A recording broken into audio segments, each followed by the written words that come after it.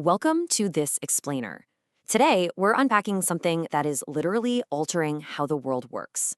You see, for decades, the way we measured global success, whether a nation is thriving or completely failing, has been based on some pretty rigid rules. But right now, as we speak, that whole measurement system is undergoing a massive, urgently needed paradigm shift. We're moving way beyond just looking at GDP and stepping into a completely new era of global competitiveness. Okay, let's dive into this. Here's our roadmap for today. First, we'll look at the old rules, then the critical missing link. From there, we'll introduce the new Sustainability Index, break down its 5 competitive pillars, look at the specific tech sectors driving this change, and finally, figure out how to actually win the future. Starting with Part 1, the old rules of success and measuring the linear economy. For the longest time, success was viewed through just one lens, right? Output and financial efficiency.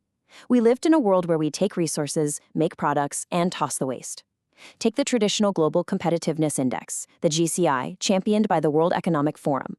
It judged nations on basic things like institutions, infrastructure, the macroeconomic environment, higher education, and how efficiently goods and labor moved around.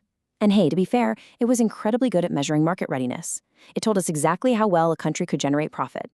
But that brings us to Part 2, the critical missing link, and the fatal blind spot of that traditional index. Now, what's really interesting about this purely profit-driven model is, well, what's missing from the picture? Think about it. In a linear take, make, dispose economy where success literally just means making more stuff faster, sustainability is completely absent. It assumes our resources are infinite and that the externalities, the pollution, the waste, the loss of biodiversity, just don't matter. And, well, that blind spot has led us right here. 91.4%. That is a staggering number. According to reports from the UN Economic Commission, this is our global circularity gap. Basically, this means that over 90% of what we pull out of nature doesn't circulate back into the economy. It just turns straight into waste. No way we can sustain that, right? Which brings us to this alarming figure, 1.7. Between the Paris Agreement in 2015 and COP26 in 2021, the global economy consumed 70% more than the Earth could safely replenish. We are actively burning through 1.7 planets worth of resources. It proves, absolutely undeniably, that the old model isn't just flawed, it is ecologically bankrupt. So we really have to contrast the old with the new. On one side, economic competitiveness maximizes profits but ignores the ecological cost. On the flip side, we have sustainable competitiveness. This is the holistic approach we absolutely need for human and economic survival moving forward. It's about optimal resource management, inclusion, and prosperity, not just for us today, but for generations down the line. Moving on to Part 3, the new Sustainability Index, a holistic framework for survival. Because you know the old saying, what gets measured gets managed? The global community desperately needed a new framework that actually accounts for our finite planet. Sustainable competitiveness is defined as a well-connected ecosystem built around people, institutions, and technologies that promote smart resource management and maximize inclusion, health, and prosperity. Notice how that perfectly marries economic success with ecological and social welfare? You just can't be a globally competitive powerhouse anymore if you're destroying your environment or leaving your people behind. Let's dive into Part 4, the 5 competitive pillars, and breaking down the new rules. To make this big, abstract concept actually measurable, the new index relies on the Rule of 5. These are the 5 specific pillars that dictate true global power today: governance, intellectual capital, resource efficiency, social capital, and natural capital. Let's unpack exactly what these look like in practice. The first 2 are governance and intellectual capital. This is all about ensuring institutional transparency, shutting down corruption, and fiercely driving innovation through R&D and education. Basically, smart, transparent institutions paired with a highly educated, digitally fluent workforce, that's the absolute bedrock of a competitive nation in the modern era. Next up, the critical environmental pillars: resource efficiency and natural capital. This marks that vital shift from extracting infinite resources to fiercely protecting the finite ones we actually have. It measures how well a nation optimizes its material use, cuts its greenhouse gas intensity, and actively preserves its forests, water systems, and overall biosphere. And the final pillar is social capital.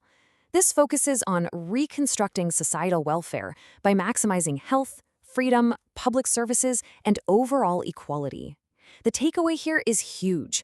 Human well-being and societal inclusion aren't just nice-to-haves anymore. They are measurable, hard-hitting competitive advantages on the global stage. Section 5, Tech Sectors Driving Change and the Digital Enablers of Sustainability. So, you might be wondering, how do we actually scale these 5 pillars quickly? Well, the transition to a sustainable circular economy is being driven directly by the transition to a digital economy. Specific tech sectors are bridging these two worlds. Just look at this breakdown. FinTech supports social capital through financial inclusion. HealthTech boosts intellectual capital by improving societal well-being and drug discovery. And AgriTech directly protects natural capital through advanced ecosystem preservation. Let's zoom in on FinTech for a second. According to World Bank estimates, over 1.7 billion people globally don't have access to traditional financial services. But through mobile networks and digital footprints, FinTech is democratizing access.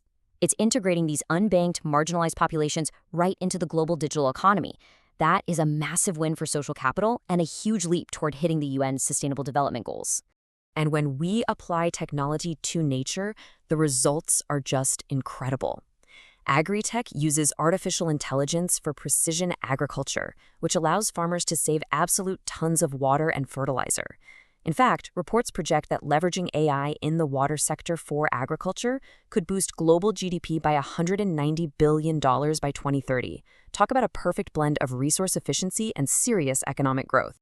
Finally, Section 6, Winning the Future. Actionable insights for the dual transition. We've seen the old rules, the new pillars, and the tech making it happen. So how do organizations and nations actually execute this? We call this navigating the dual transition, mastering the digital and circular economies at the same time. Here are the 3 clear steps. Step 1, adopt a digital culture. You need a digitally fluent workforce that leverages data to make transparent decisions. Step 2, transition to circular supply chains. Design your processes to narrow, slow, and close resource loops to eliminate waste entirely. And Step 3, foster multi-stakeholder engagement. This is not a solo mission. Systemic resilience requires governments, industries, and society all working together. The whole point is captured beautifully in this quote from circular economy pioneer Walter Stahel. He said, "The goods of today are the resources of tomorrow at yesterday's prices." It's a brilliant reminder that waste is literally just a resource we haven't figured out how to use yet. Retaining the value of our materials, that's your ultimate competitive edge. Which brings us to the end of this explainer. And I want to leave you with this one question to ponder.